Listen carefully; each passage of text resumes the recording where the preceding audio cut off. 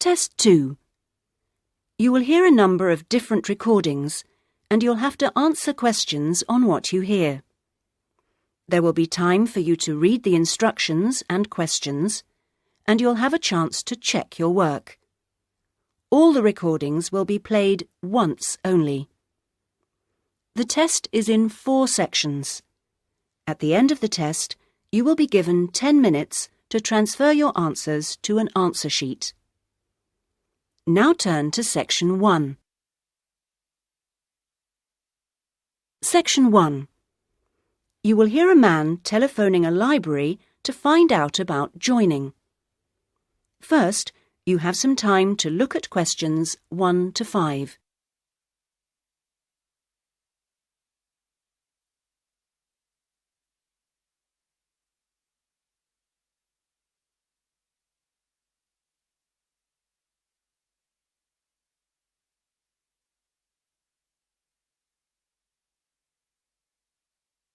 You will see that there is an example which has been done for you. On this occasion only, the conversation relating to this will be played first. Good morning, North College Library. How can I help you? I was wondering if it was possible to join the library. Are you a student at North College? No, I'm not, but someone told me it was possible to join even if I wasn't. That's right, it is. Are you over 18? That's our minimum joining age. Yes, I am. The minimum joining age is 18, so 18 years has been written in the space. Now we shall begin. You should answer the questions as you listen, because you will not hear the recording a second time. Listen carefully and answer questions 1 to 5. Good morning, North College Library. How can I help you? I was wondering if it was possible to join the library. Are you a student at North College? No, I'm not, but someone told me it was possible to join even if I wasn't. That's right, it is. Are you over 18? That's our minimum joining age. Yes, I am. That's no problem then. Could you tell me what I have to do to join? Well, you'll need to come into the library and fill out some forms. You'll also need to bring 2 passport photos with you. We also need 2 documents for ID, so a driving license would be fine. I've got that. And what else? A credit card? No, it needs to have your address on it. Shall I bring a bank statement? Would that do? That'll be fine. Good. Does it cost anything to join? Well, it's free for students here, but otherwise it's £125 per year, or £25 if you've got a current student card from another college. I was at Westerly College until last year, but now I've got a job at Jefferson Steel Factory. It's more expensive than I thought. My local library is free. But you'll find they don't have the range of reference books or facilities which we buy for our students. That's why you have to pay to be an external member. I see. How many books can I borrow? We allow 12 items borrowed at any one time if you're a student, and that includes CDs, DVDs and videos. However, it's only 8 items for members of the public. Fine. And how long can I have them for? Well, you can have both fiction and reference books for 4 weeks, which isn't bad, really. And what happens if I return them late? Like all libraries, there's a fine system in place. The minimum fine is £1.50, but it can be much higher for some items, up to £5 per week. We'll give you a booklet with all the details when you join. You can always renew items, if they're not required by anyone else, by telephoning or logging onto our website. Before you hear the rest of the telephone call, you have some time to look at questions 6 to 10.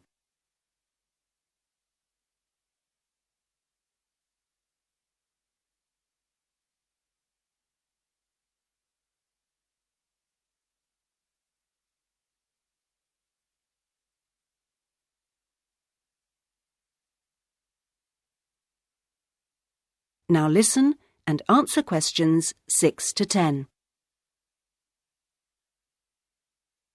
What about the computers? Can I use them free of charge? For college students it's free, but for external members like yourself, the first hour is free, and then we make a nominal charge of £1 per hour thereafter. Do I have to book in advance for them? Oh, yes, it's advisable. Most people tend to book 24 hours in advance, although sometimes you can get one with only 6 hours' notice. However, the earliest you can book a computer is 48 hours before you need it, and you can only book 1 hour at a time. If no one else has booked the computer out, then you may be able to have another hour if you want. We have a wide range of databases, so the computers are in great demand. I'm thinking of doing some writing, and I might need to access national newspapers. Do you have them on these databases? We do indeed. We've got all the big nationals, The Guardian and The Observer, The Independent, and The Times and Sunday Times. We've also got all the local papers and a wide selection of magazines. Excellent. I assume you have photocopying facilities? Of course. 5p a sheet for both A4 and A3 black and white copies, and 40p a sheet for colour. You can get a card from the counter here. It doesn't take coins. Okay. Oh, by the way, another thing I was wondering about was if you ran any writing classes through the library. We do, but you'll have to speak to John Grantingham about that. He's our resident author. He runs the creative writing classes. John Grant... could you spell that for me, please? Certainly. Grantingham.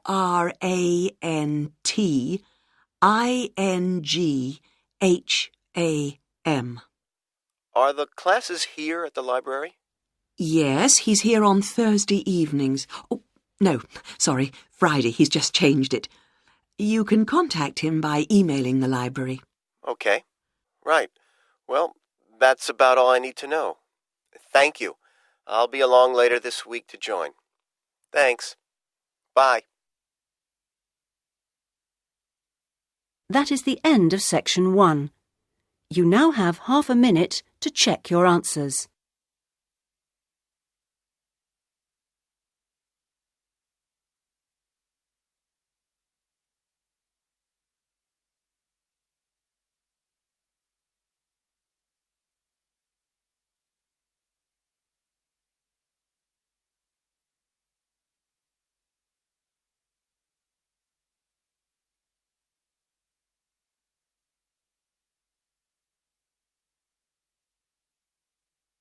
Now turn to section 2.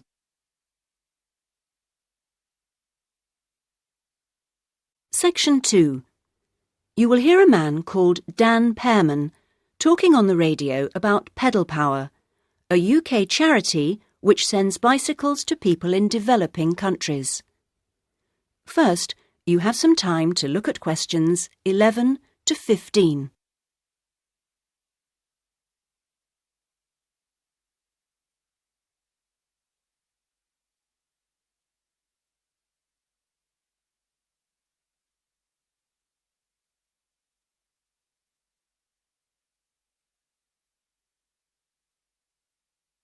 Now listen carefully and answer questions 11 to 15.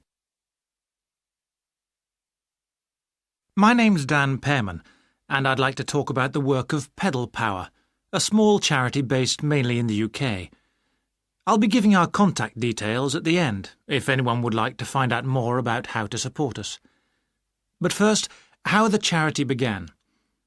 I got the idea of exporting bicycles to developing countries while I was in Ecuador. I went there in 1993, just after graduating from university. After 3 years of studying, I wanted adventure. I loved travelling, so I decided to join a voluntary organisation and was sent to Ecuador to carry out land surveys.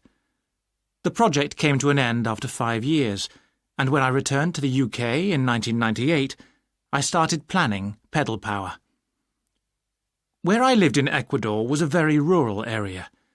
My neighbour had the only bicycle in the village, whereas everyone else walked everywhere. My neighbour's business was unusually successful, and for years I couldn't understand why. Then I realised having a bike meant he could get where he wanted to go without much trouble.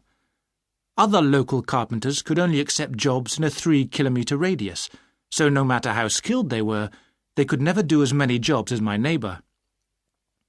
At Pedal Power, we collect second-hand bikes in the UK and send them to some of the poorest regions in the world. When we distribute bikes overseas, we don't give them away for free.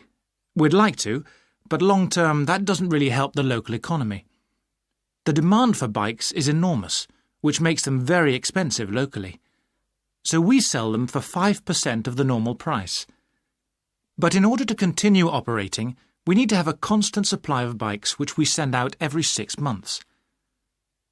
One example of a town that's received bicycles from Pedal Power is Rivas. It was the first place I sent a full container of bicycles to. Most people there now own a bicycle. The local economy has developed so much you wouldn't recognise it as the same place. In fact, there are more bikes than on the streets of Amsterdam, if you've ever been there. But Pedal Power still needs your help. You may have read about some of our recent problems in the British media. In August 2000, we simply ran out of money. We had containers of bikes ready to send, but no money to pay the bills. It was a terrible situation. We managed to ensure the bikes went out on time, but the other problems carried on for several months.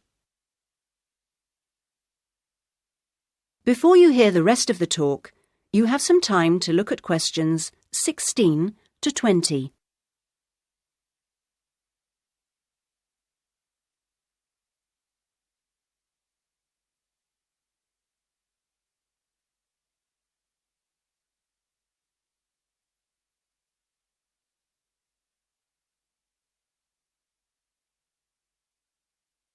Now listen and answer questions 16 to 20. Fortunately, in October 2001, we won an Enterprise Award, which helped us enormously. We invested 15 of the £75,000 prize money to help secure our future. Winning the award helped raise our profile, and the money enabled us to pay all our shipping costs, which represent our greatest expense. Pedal Power changes lives. When someone gets a bicycle from us, they see a 14% increase in their income. We're currently looking to invest in computers so that our office staff can do an even better job. Because of our work, people in a number of countries now have a better standard of living. So far, we've provided 46,000 people with bikes. But we'd like to send more, at least 50,000 by the end of the year. Now, there are many ways in which you can support the work of Pedal Power, not just by taking a bike to a collection in your area. I should also like to say, if you do have a bike to donate, it doesn't matter what condition it's in. If we can't repair it, we'll strip it down for spare parts. Of course, to do that we always need tools, which are expensive to buy, so we welcome any that you can give. Also, you could help by contacting the voluntary staff at our offices. They'll be able to suggest activities you could organise to bring in funds for us. People do all kinds of things, including, of course, sponsored bike rides. Also, we're always interested to hear of other places that would benefit from receiving a consignment of bikes, and welcome suggestions from people who've been to developing regions on their travels. We hope that by talking on radio programmes like this, we will be able to raise public awareness, which will lead to government organisations also giving us regular financial support, something that we really need. If you'd like some more information about where to donate an old bicycle or offer help in other ways, please contact us on 019. That is the end of section 2. You now have half a minute to check your answers.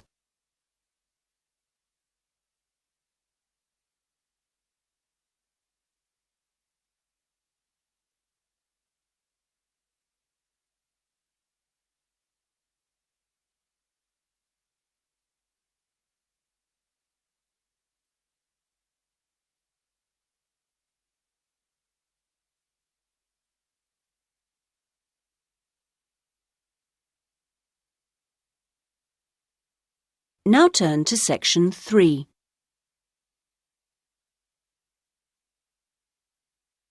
Section 3. You will hear a discussion between a college tutor and 2 students, Christina and Ibrahim. First, you have some time to look at questions 21 to 26.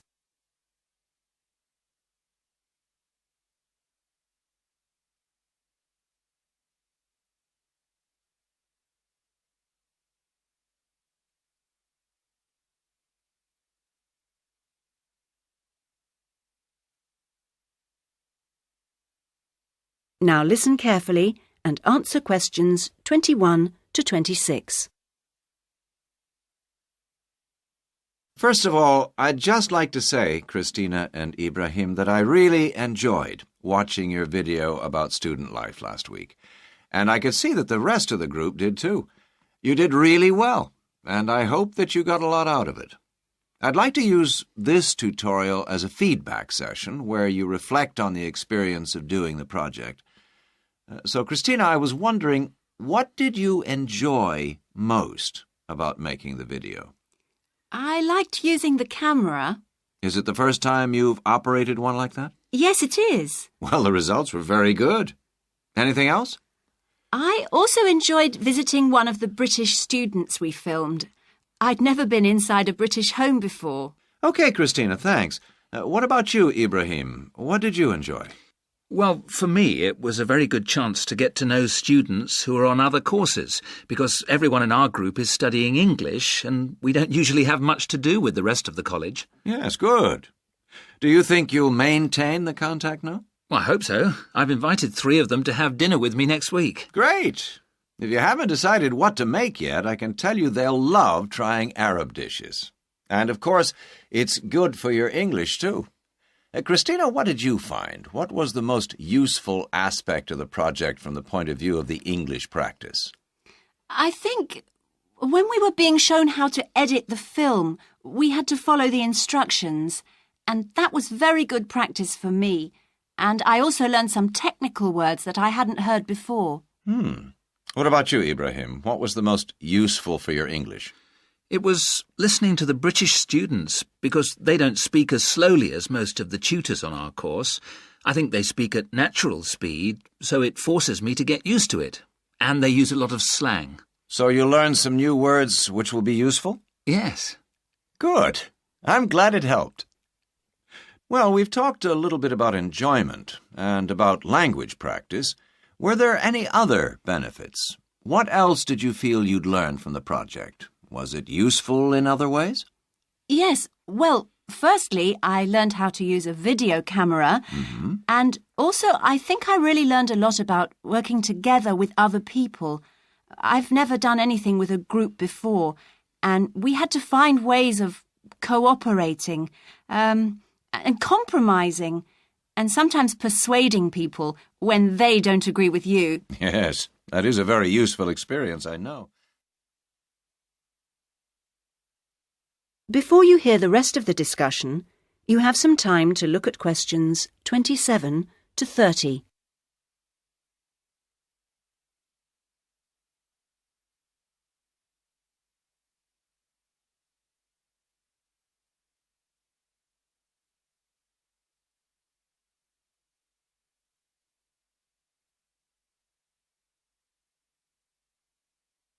Now listen and answer questions 27 to 30. What about you, Ibrahim? Well, I think I learnt a lot about how important editing is. When you're filming, you think that everything's going to be interesting, but in fact we cut around half of it in the end, and then it was much better. Good. Well, one last thing I'd like to ask. What mistakes do you think you, as a group, that is, made? I mean, to put it another way, if you had to do it all over again, is there anything you'd do differently? We didn't plan very well. For example, we didn't decide on dates when we'd complete each separate step of the project, and we should have agreed about that in the beginning, because we were always late with everything. Right. Anything else? I think we should have tried to experiment more with the camera. I mean, with angles and the focus and that kind of thing. So you should have been more ambitious. Do you agree, Ibrahim? Not really. In fact, I think we were too ambitious. We were inexperienced, and we didn't have a lot of time, and we tried to do too much to make a long film. Next time I would make a shorter one and try to get the quality better. Well, that's very interesting. Next semester, we will be doing another video project with a different content, of course, but you'll have an opportunity to put into practice what you've learned this time. Do you have any ideas about a different... That is the end of section 3. You now have half a minute to check your answers.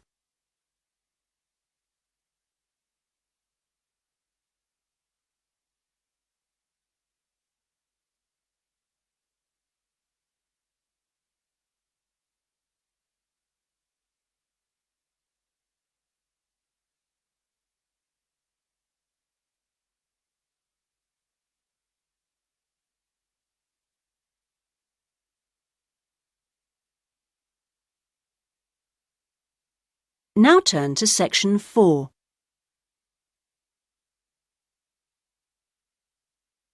Section 4. You will hear a talk about scientific research in the continent of Antarctica. First, you have some time to look at questions 31 to 40.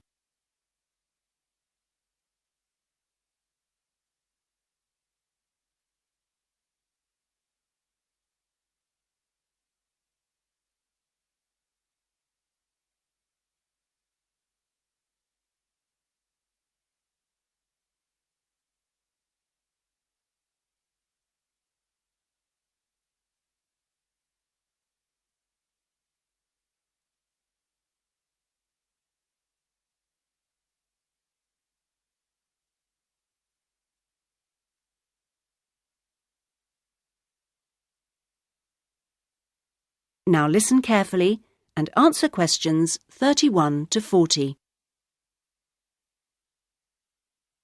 Tonight I'm going to talk to you about that remarkable continent, Antarctica.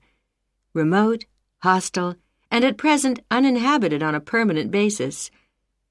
For early explorers, it was the ultimate survival contest. For researchers like me, it remains a place of great intellectual challenge, while for the modern tourist, it's simply a wilderness of great beauty.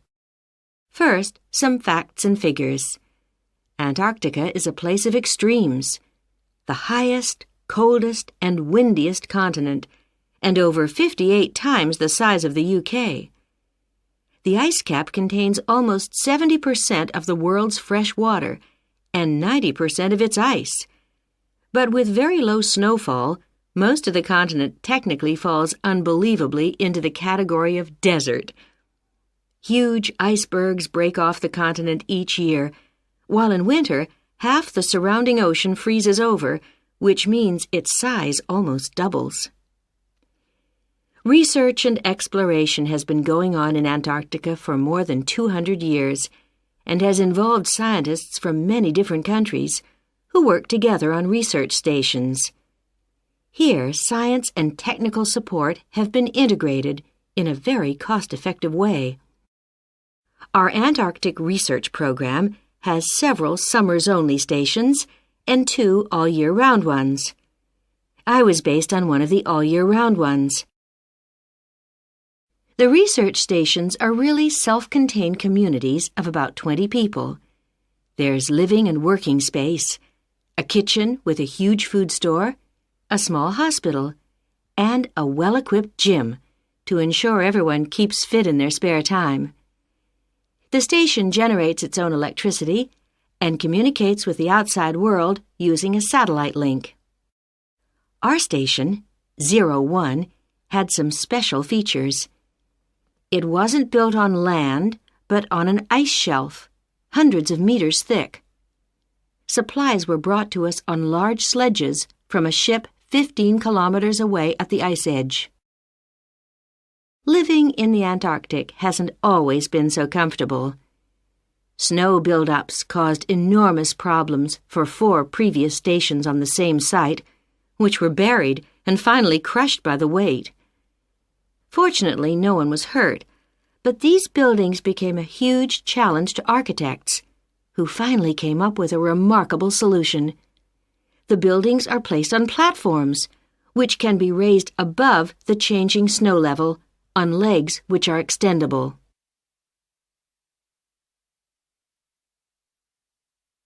Food is one of the most important aspects of survival in a polar climate. People living there need to obtain a lot more energy from their food, both to keep warm and to undertake heavy physical work. Maybe you know that an adult in the UK will probably need about 1,700 kilocalories a day on average. Someone in Antarctica will need about 3,500, just over double.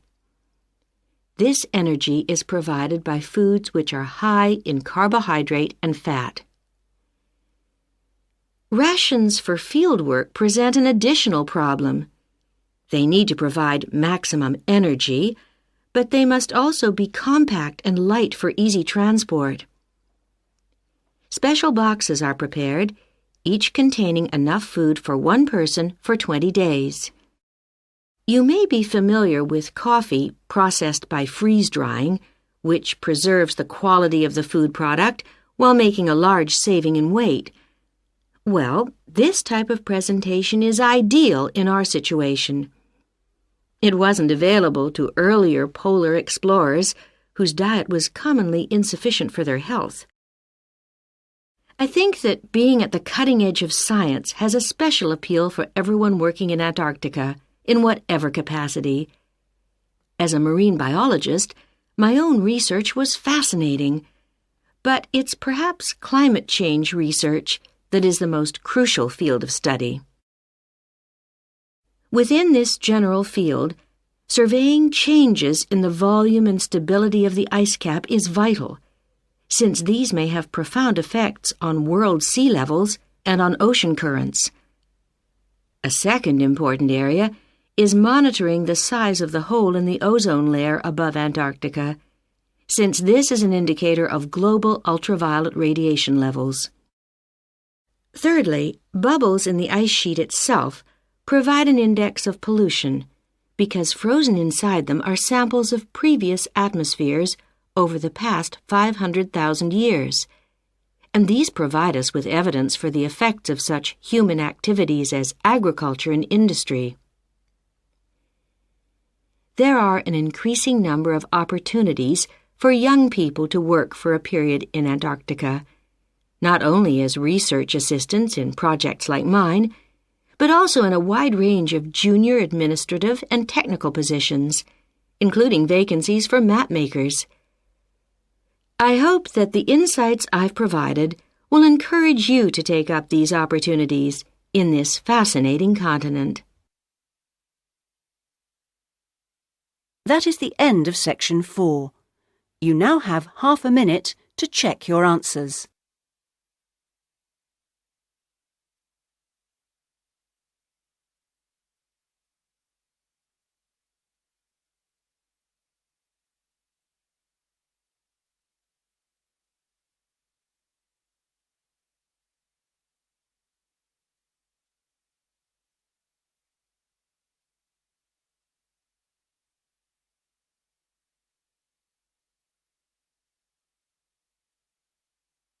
That is the end of the listening test. In the IELTS test, you would now have 10 minutes to transfer your answers to the listening answer sheet.